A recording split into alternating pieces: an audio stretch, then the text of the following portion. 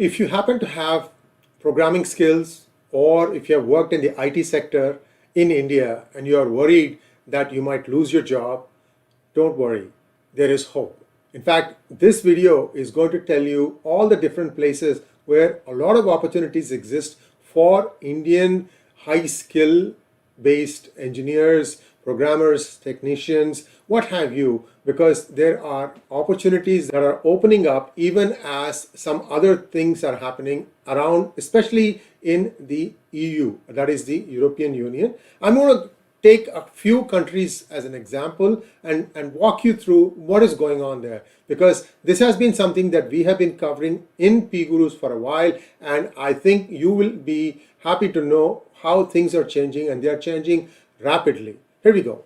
So in February 2023, Sweden enacted a sweeping immigration reform in their laws, whereby now illegal immigration into Sweden is practically completely shut off. They are not going to allow anyone to come in just like that, and they have done this thing in such a way that they would still be in compliance with international commitments. At the same time, they will be able to restrict those who are coming irregularly into Sweden. Remember, Sweden is grappling with this illegal immigrants problem. In fact, if you remember, there was one video that we had done which had actually incurred the wrath of some of the people who are moderating content. And anyway, you know that story that happened 2-3 years ago. Now we are back to Sweden, and that time we had talked about the Liberal Democratic Party of Sweden, how they were, very immigration friendly, but now I think some rethink has happened, and what you're seeing play out in Sweden here is going to play out in practically rest of the Europe, excepting Hungary and Poland, which were not taking any illegal immigrants or legal immigrants. The other countries are all allowing them in, but now they are seeing a lot of challenges. So what they are trying to do is to go back to taking in only those that they need in their essential services. So what they have found out is that there are a lot of labor immigration fraud and the abuse of that. Especially they have been having a torrid time trying to deal with the curtailment of independence of the citizens because of illegal immigrants or even legal immigrants, but a big cultural clash. This has led to a lot of allegations of rape and murder and a lot of street fights, street burning. You have seen all those scenes. I mean, I'm just summarizing what has been happening in Sweden for the last few years, and now they are really taking a crack at the shadow society. You're also seeing France do something similar, and Germany also has been doing something, and I'm going to start looking at each of these countries, but first I wanted to take a look at Sweden because they have enacted this law that is far reaching.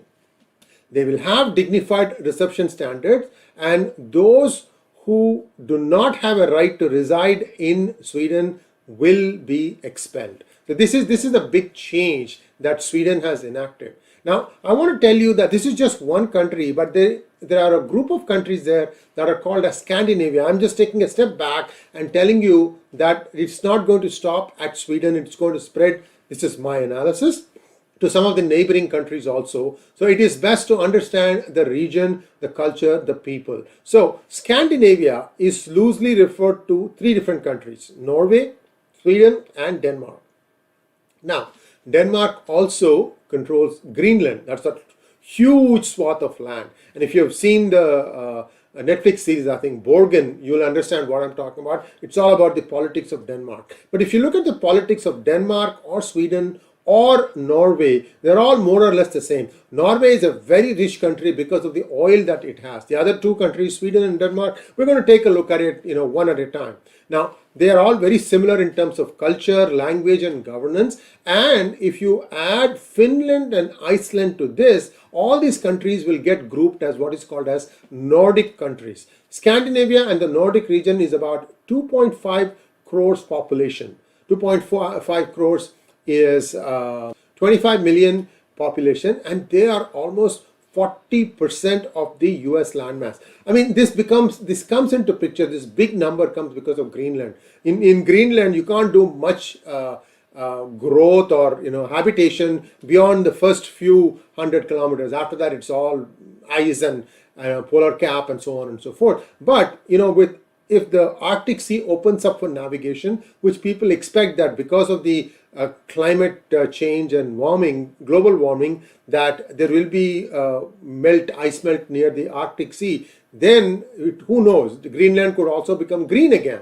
So the Scandinavian countries have been trendsetters in the global benchmark.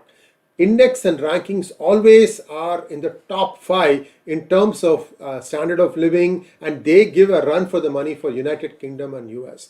Global rankings in terms of corruption, gender equality, press freedom, universal health care, and many others are very complicit as per the OECD norms. So Sweden and all Nordic countries have a high tax system. I think it is 50% or more. Essentially what you are doing is you are placing the faith, your trust in the government to take care of your need, and in exchange the government takes care of your education, your health care, and a bunch of other things. They also provide you good public transportation, because you'll see that in the course of this talk how Sweden and Norway, all these countries are very friendly for, like, for example, biking or for using mass transport. They're also, you know that Sweden and Norway are the 2 countries that give away Nobel Prizes. And the concept about people in Scandinavia is that they, like I said, repose total trust and faith in their government and lawmakers and obey the rules. Now, this is where the problem comes. They are saying that because of these liberal policies, the Democratic Party or equivalent in Sweden has run away with allowing too much immigration, and now that is being dialed back. You're also seeing that Italy has now a conservative government after a long time. With Silvio Berlusconi also passing away, you're going to see more and more things happening in Italy also to crack down on some of the illegal immigration.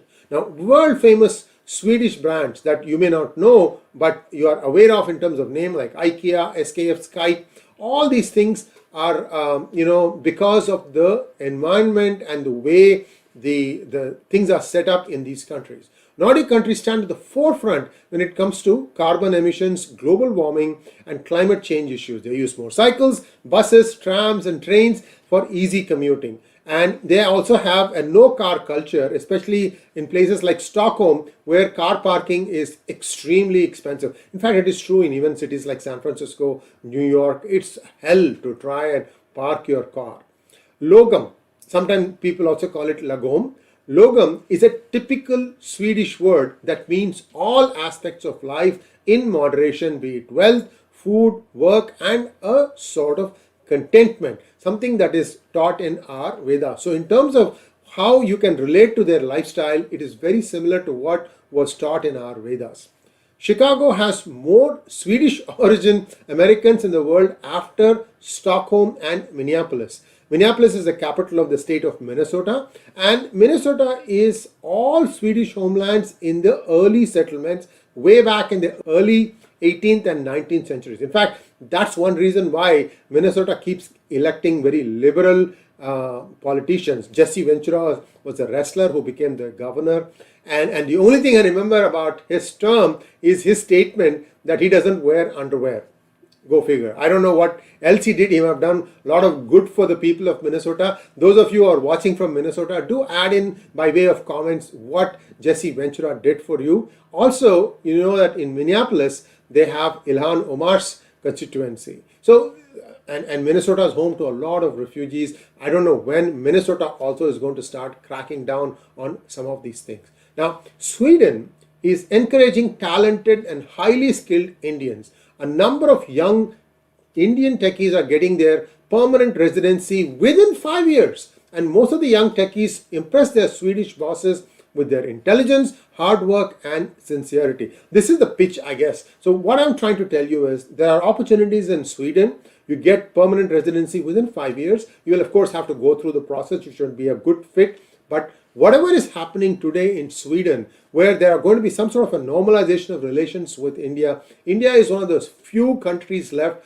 few bright spots where people can get the kind of skill set that they are looking for, plus language skills, like, for example, being able to speak in English. Most business in Europe gets done in English. So that's the other plus. So please take a look at this video, and if you like it, please do share it with your friends, and also don't forget to click on the subscribe button. And if you have a smartphone, if you're watching it on a smartphone, you'll be getting event notifications. You'll click on the bell button and then you will get notifications. Thank you once again. Namaskar.